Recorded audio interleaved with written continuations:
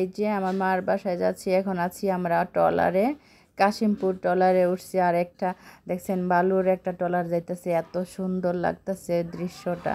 আর তুহা তো এই যে মজার একটা বিষয়, অনেক মজার বিষয়। তুহা যেমন দুষ্ট এরকম একটা কাজ মানে শাস্তি পেল, দম করে পড়ে তো ওর ভাই কাছে থাকাতে বাঁচাইছে। তো যাই হোক ভালোই লাগলো।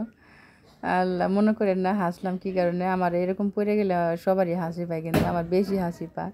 তো এই যে দেখেন দৃশ্যটা কি সুন্দর। তো আমরা এখন আইসা পৌঁছাইলাম ভাঙ্গা ব্রিজ। তো এখন আমরা রিক্সায় করে আমার মার বাসায় চলে যাব। তো এই যে আমার মার বাসায় আইসা পড়ছি। এটা হচ্ছে পরের দিন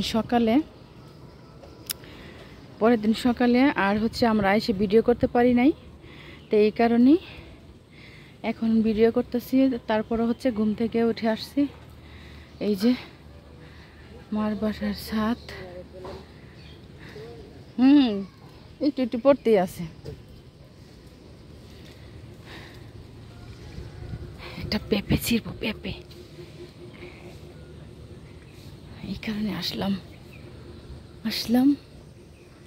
এই তো এই যে অনেক পেঁপে আছে।